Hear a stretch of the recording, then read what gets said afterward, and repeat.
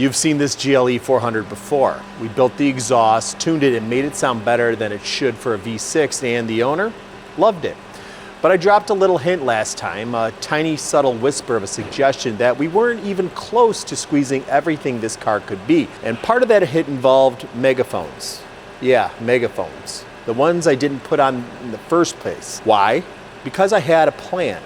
That plan meant leaving something in the tank. Something to show that even a V6 SUV can have a spine-tingling, race-bred tone if you know where to put your focus. You know me, I don't just slap on loud pipes and call it a day. That's a highway to regret. But today, we're diving back into this GLE 400 with a new setup.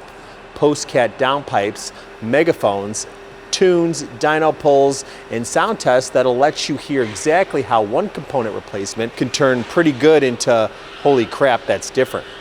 We'll spin it up, play the before and after, and let your ears do the dyno work, because sometimes sound tells you more than numbers ever could. Now, I can already hear the comments. Why not just put on a straight pipe? Or, did you remove the cats? Chill. We'll get into all of that, but for now, buckle in, because this isn't just another exhaust video.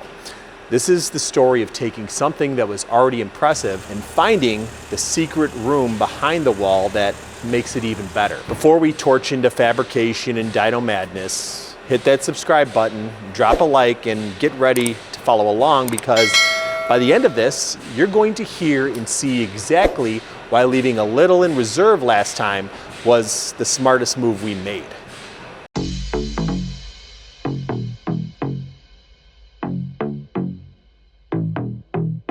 All right, before we go swinging welders and turning knobs, let's set the stage. Now, I told you this isn't just some random GLE 400 pulled off the street. We built this car already. FMU exhaust, custom tune, the whole thing. And honestly, I liked it. I've always liked the M276 V6. It's a clever little motor, underrated, and with the right exhaust and tune, it really sings in a way most people don't expect. But here's the thing. Even when it sounded good, I was secretly thinking megaphones. This thing deserves megaphones. You hear it when you drive it. The M276 has a tone that can cut through generic V6 mush, and it kind of teases you. Like, it almost wants to be something more exotic. Now, I knew there was more power lurking in the front of the system we built last time, and that always gets me kind of excited. The kind of excitement that makes you wish budgets were infinite and test pipes weren't an afterthought. But we do what we're allowed, and in this case, the customer's budget was earmarked for a controlled experiment.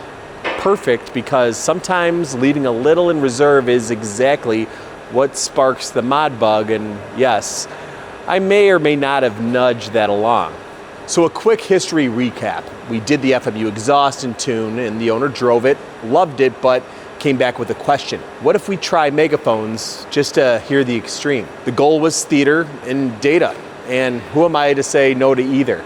Now, for those of you following along, remember that old clip where I talked about a rear X pipe being a gamble? How most people slap it in the back and end up with drone and turbulence, but with the right pipe length and resonation, it actually worked. This is continuity. Same car, same approach, same curiosity. I'm gonna put that into the description, and it's worth a watch if you want the full backstory. Our questions today are simple but important. Does adding megaphones meaningfully change the tone? And do test pipes shift power numbers on the dyno enough to actually matter to a driver? Or is this purely an audio indulgence? And if so, why? Hopefully this video will shed a bit more light on why our megaphones will make your exhaust sound amazing video now has over 1 million views. Bottom line, this car already had a head-turning exhaust, but there's a little room left in front of it, and today we're going to explore exactly what that means.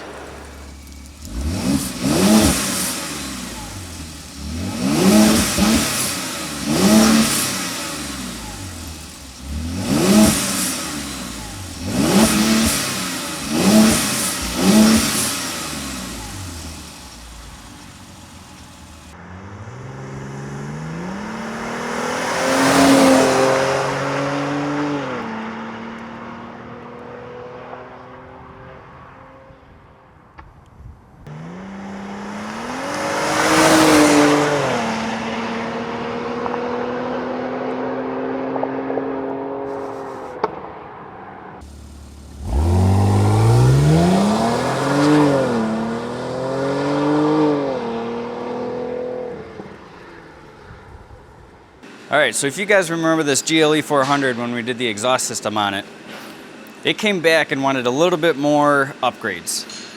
He wanted to do some blow-off valves and some custom downpipes. The first thing that we're going to do is we're going to take care of the blow-off valves and get those done and out of the way. He gave us these Adrenaline and Emotions Black Boost blow-off valves. And they seem pretty nice. It looks like it's just a slip insert and the OEM actuator goes on inside of it. I guess we'll know once we get in there. We'll start taking it apart.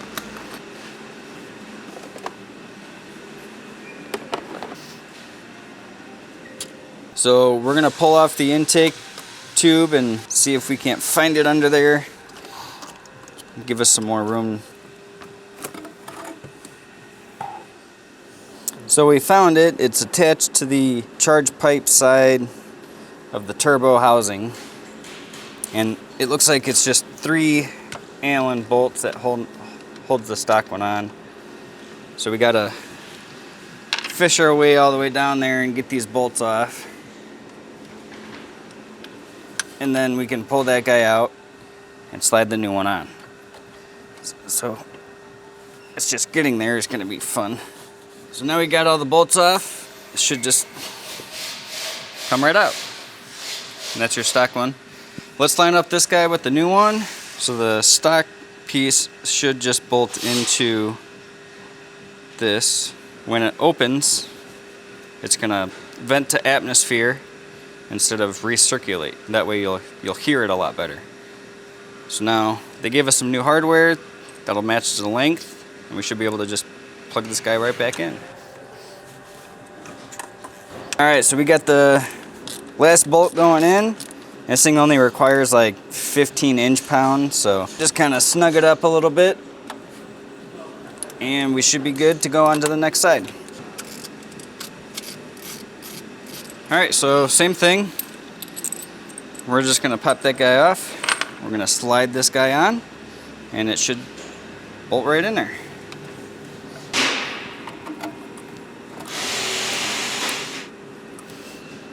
Everything's all back together. We can start it up and see if it makes a difference.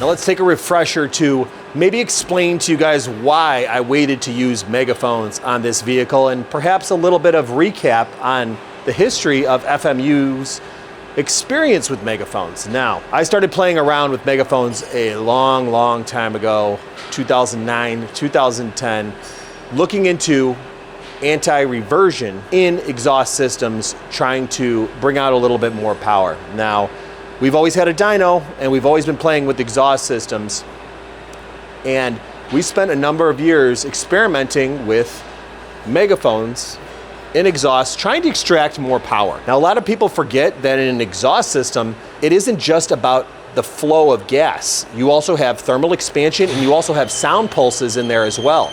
So you have the pressure pulses from the cylinder, the sound pulses from the cylinder, and the rate thermal expansion of the gases, the heat of the metal, all of that plays into a factor. And the thing that people, when they come into the comments to correct me, often forget is that when you have a bend in the system, that completely adds a lot of variability to all of those factors in different ways that end up affecting each other. You have the green pulse waves that I'm going to call the short waves, and the pink ones, which are the longer ones, depending on where that's coming from the cylinder, the shape of the runner, the shape of the primary, how many bends are in the primary, can all have a differentiating effect on how that pulse comes into the system. What's happening though is those pulses are basically bouncing every which way, and eventually they get to a point where they want to bounce back into the cylinder at a different rate that actually puts pressure against the exhaust gas. What the shape of a cone actually does, because it's tapering, it gives the pressure waves and sound waves time to kind of gather themselves and line up, even the long versus the short one, in a more refined an easier way for the exhaust gases to keep their velocity heading out of the system. So you can basically add a megaphone and see some sort of improvement. The problem being though is that sometimes it's not worth the improvement. Sometimes the half a horsepower that you might get isn't worth the extra metal, the extra time fitting this guy in there. But that's not the point. That's not why I use them in exhaust systems. It's not to get out more horsepower, although it's a nice benefit, and if I can get them close to the collector, that's even better. What I noticed when I started using them is that they gave the car a change in tone, a change in pitch that almost always was something that I personally preferred putting in my systems.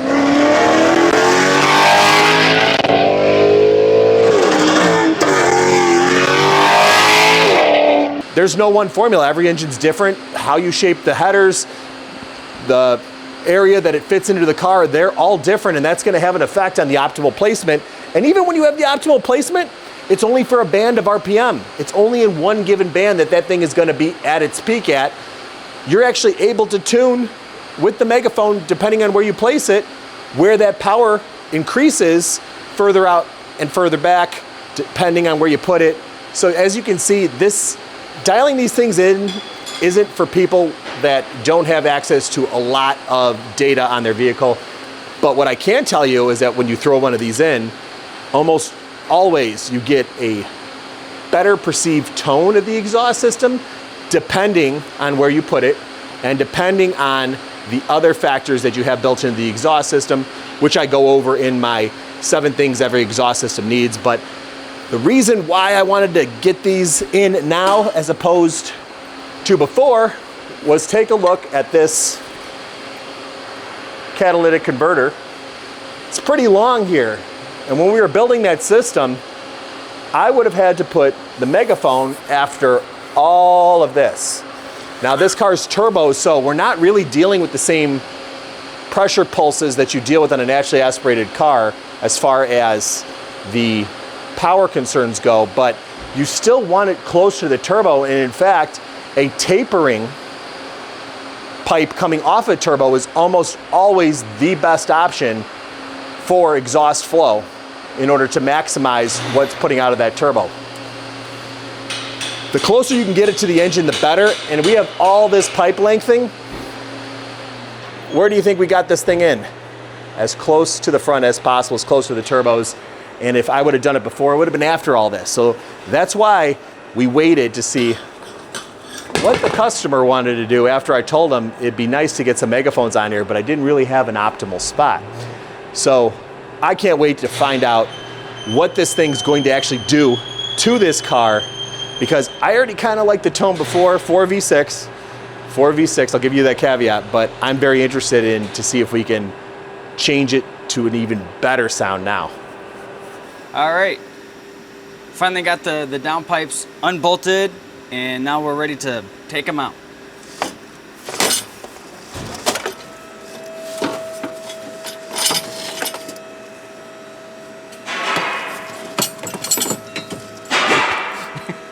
Maybe not.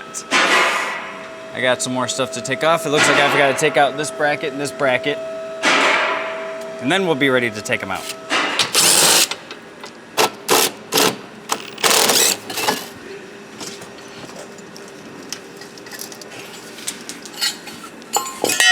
All right, so now we got the downpipes off of the Mercedes. The next step would be to get the flange up in place and start making it that way. I looked around for flanges that we may have, and nothing seemed to be quite right. And another thing is the passenger side and the driver's side are 2 different sizes. So I ended up calling the customer and asking if I can just use the flanges off of the stock system to build the new system, and I got the okay. So we're gonna cut these guys off, and then we're gonna use these for the new system.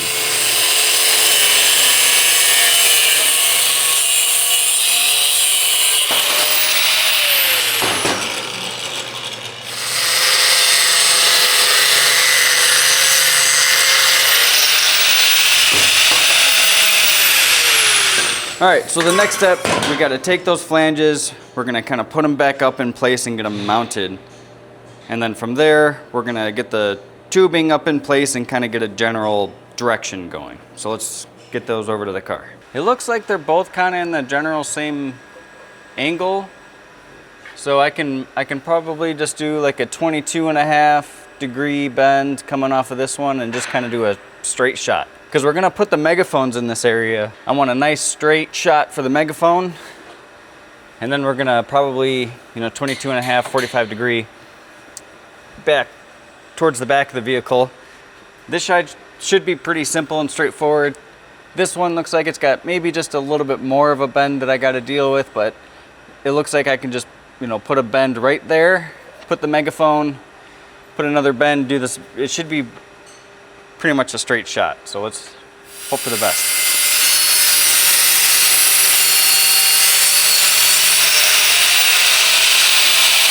We have a beautiful 2.5 to, I think it's 4. 2.5 to 4 inch megaphone. Nice and beautiful. We're gonna deburr the inside, the outside. We're gonna prep it for welding. Then we have the reducer cone that we gotta modify and make the rest part of the megaphone. Let's get these guys cleaned up first, and then we can start on the other part.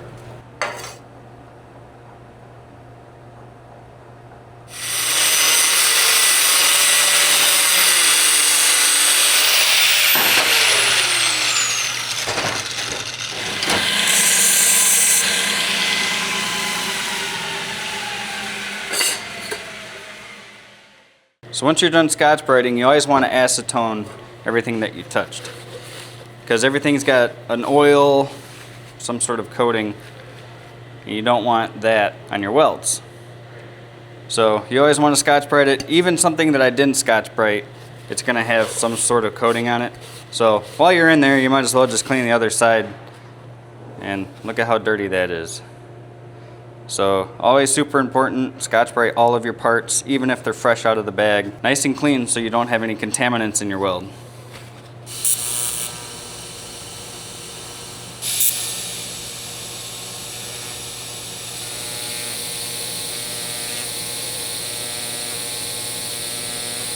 Alright, so we verified that these guys fit on the car pretty much exactly how I want them to.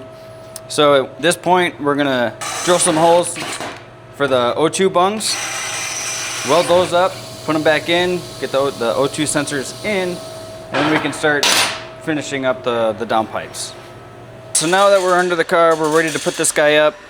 And just to kind of give an idea, there wasn't a whole lot of space with the stock downpipe. So the O2s are gonna be pretty close into the original location, which is kind of close to the motor. The secondary one is got a little bit more room, but it's still pretty tight. All right, I think I finally got it up in there. A little bit of a hand cramp going on, but that's all right. And we're gonna have to figure out how to get a wrench or a ratchet or something up in there to get it tightened down the rest of the way. So, well, we got this lovely car that's conveniently in my way, so we got to push this thing back, get it out of my way so I can lower the Mercedes and see if I can't get a ratchet or wrench in there. And I can't push this thing any more forward because we got a bunch of stuff in the way, so it's easier to push it back. So, making room. Alright, start turning. Which way? That way.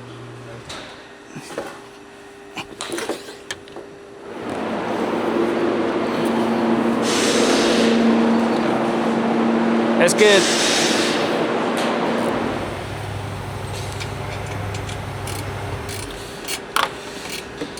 All right, I got those tightened up. Good enough for now, and then I'm gonna go back up and then we're gonna start building the rest of the downpipe. Then we're gonna go about 5 or 5.5 inches. And then we're gonna come off of here and we're gonna go straight. And then we're gonna make another bend into this existing part.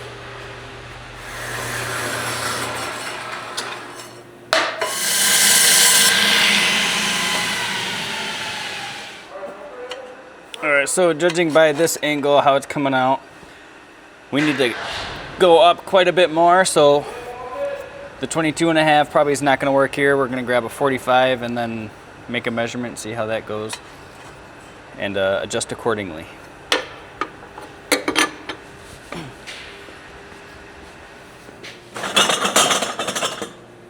That'll do.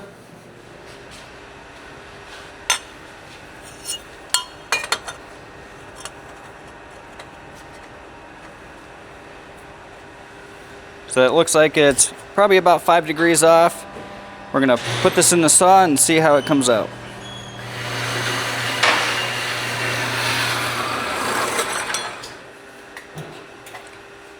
All right, we got the cut.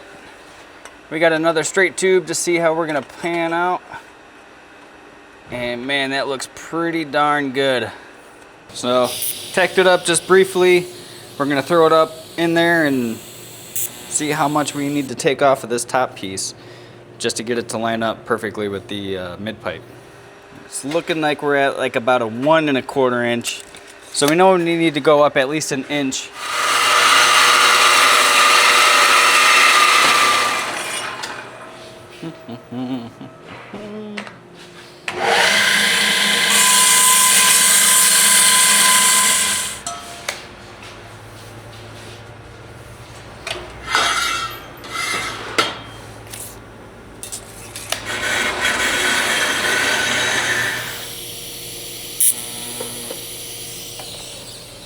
All right, let's go see how this fits up.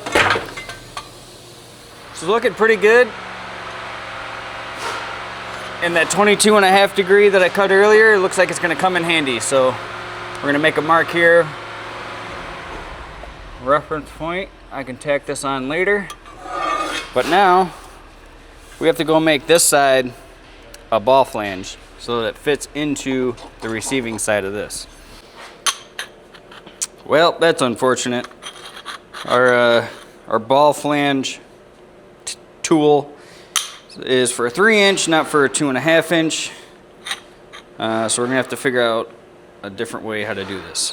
All right, so at this point, we're gonna have to take that little Y pipe section off of the mid pipe, get that down, cut off the ball flange. We're gonna do both sides, might as well at this point. And get that guy back up in the air.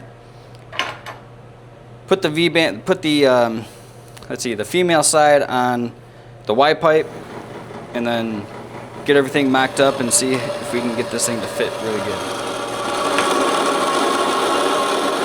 We're gonna acetone and Scotch Brite.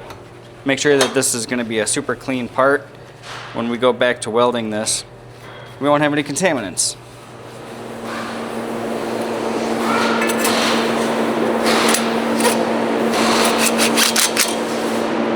All right, so we're gonna put that guy up in there and to get this kind of as level as we can.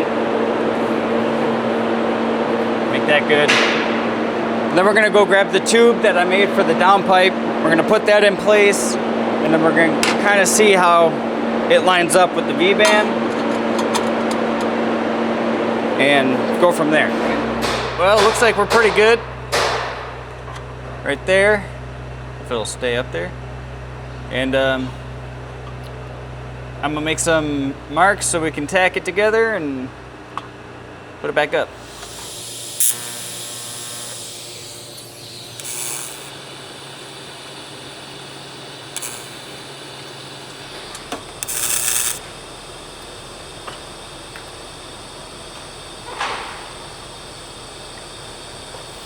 All right, so we got the passenger side all welded up and finished. We got the driver's side on the car already. So let's go get this guy on the car and get you some sound clips.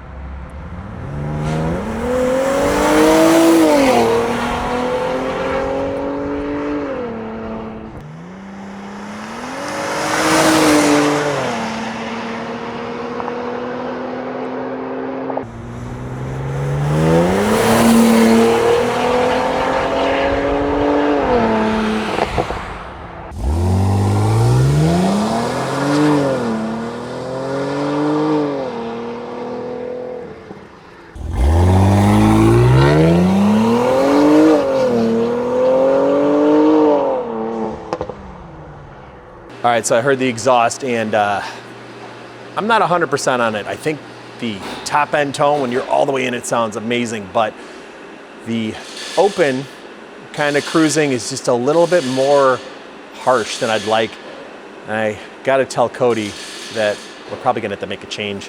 Let's go do that. Hey, Cody. Hello.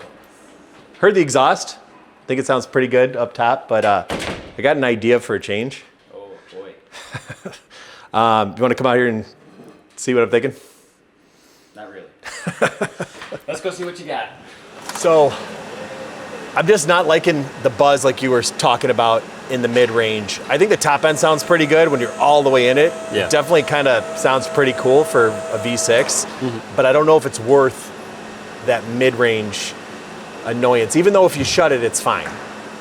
I'd like to take a little bit of that bark off of it, and I was thinking, while bullet resonators don't typically do much, if they took any off, I think it'd just be a little bit cleaner. So, it looks like you left enough straight in here where we might be able to fit this guy up here, and with just a little convincing, this guy in there. But you're the guy behind that. Tell me what you're thinking. Yeah, that side looks like it's going to be very straightforward. You know, just make a cut, put it in there, done. This side, however, it's a little bit lower. You might have to zag that pipe, I guess. Yeah, I'll probably have to take this straight pipe out and probably take a couple inches out, raise this up, get that resonator in there, and then kind of tweak it to come back into this area. So you know I hate doing these last second changes, but it's one of those things where we both heard it, we know it could be better, and if we could do something about it, and it feels real slight because the top end tone's actually kind of cool.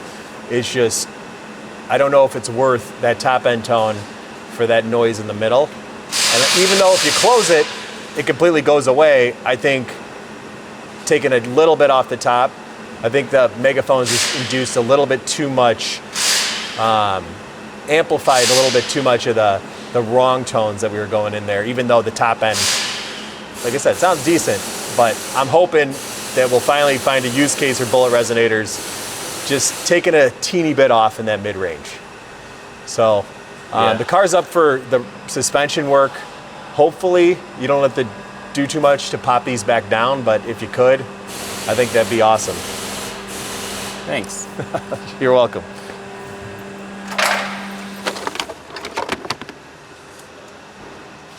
Two hours later. Okay, so now we got these downpipes off. Now we got to cut them.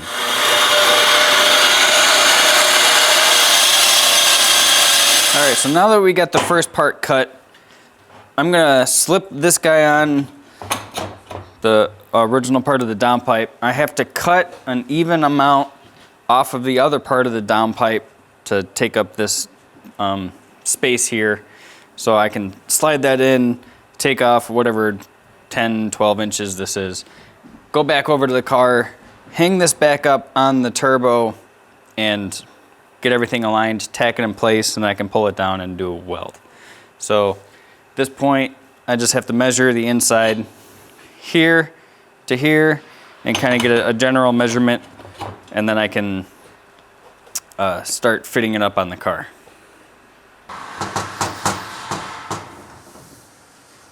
All right, so we got both of them cut now. I have to put the top megaphone part back into the car, slide the first resonator on, and then get the V-band side aligned so that everything will fit right. I have to tack this onto the car because there is quite a bit of wiggling going on in here that's pretty typical for these types of resonators and stuff. So once I get everything on the car, I got to put this flange on, bolt it up tight, and then kind of tack everything in place. Oh. This is so fun.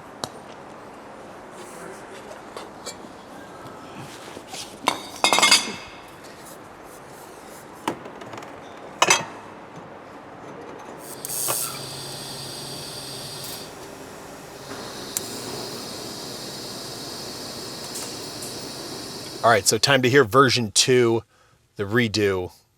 Hopefully, we've got everything dialed in where I want it. Now I'm starting the vehicle with the valves closed, and I'd say this is almost stock, even with those test pipes on there. You might be able to tell there's a little something there. I could definitely hear those blow-off valves making noise. I don't know. A lot of people like to go the recirculating route. If you've got a map sensor, I just think having the blow-off valve sound is more fun. You'll never get me not to say that, but it's definitely something I like to hear on my turbo cars. Valves closed.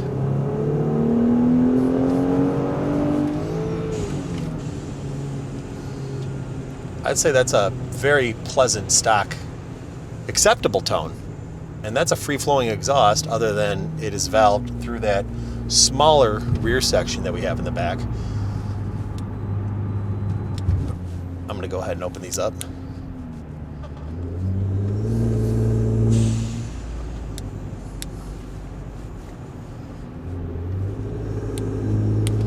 And right away you can hear that.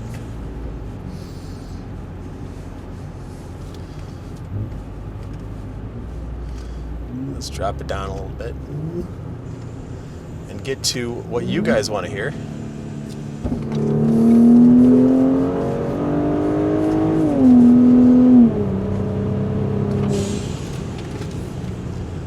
I think it's a pretty dang good sound for a V6. I'm not gonna lie, I was really proud of the exhaust that we did before. It was one of those ones I maybe didn't show it as much of. You could definitely hear the burble from the back. Again, something that some people don't like, but makes me smile. But was proud of the exhaust the first time, but I really wanted to hear it with Megaphones, and that mid-range was driving me nuts. Cody did something about it, and now I think we really kind of hit that sweet spot of, hey, it's a modified car. It makes some noise. It's still a V6, but it sounds about as good as you can make these things sound.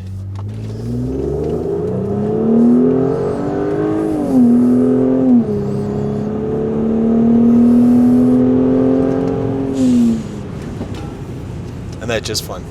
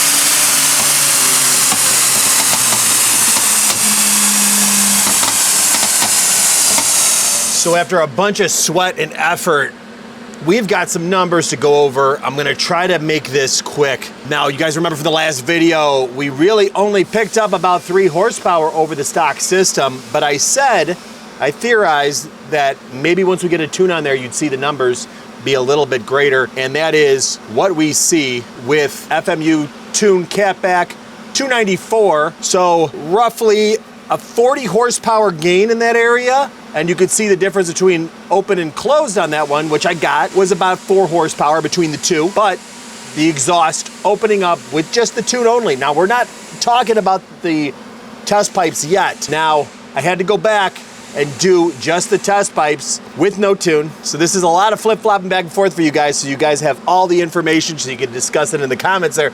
But test pipes only, no tune, 276 flat with the valves open. So there we're talking about 18, 19 horsepower gain, something like that, which means the total exhaust with the test pipes and the catback was about just over 21 horsepower in that area. But now you guys want to see those peak numbers.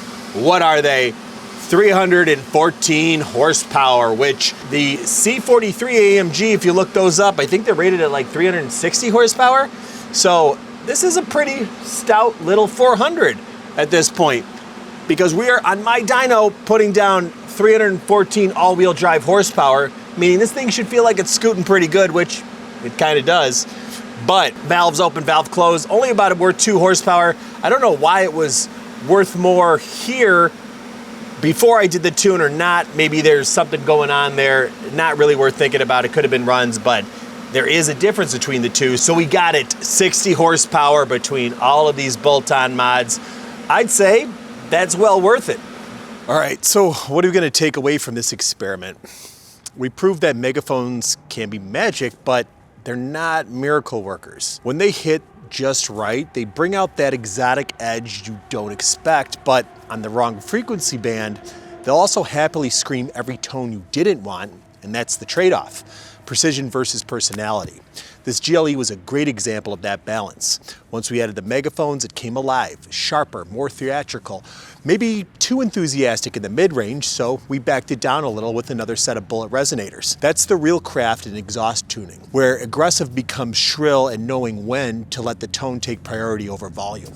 Technically, we gained some efficiency with the test pipes and gave the engine a little more breathing room, and we expectedly saw that on the dyno, but I feel the real win was tone shaping. Getting a sound that feels expensive without crossing into obnoxious. For a V6, that's a delicate dance. They'll never have the natural harmony of an inline 6 or a V8's baritone, but this one's about as refined and alive as a boosted 6 can get without pretending it's something it's not. And that's the fun part. Every system is a mix of science, compromise, and curiosity. You could chase numbers or chase sound, but the real art is knowing when to stop chasing and just listen. So what'd you think? Did the megaphones earn their keep, or should we have left it how it was? Drop your verdict in the comments and be honest. Be loud and maybe tell us what you'd want to hear us experiment with next. But as always, stay loud, stay curious, and we'll hear you next time.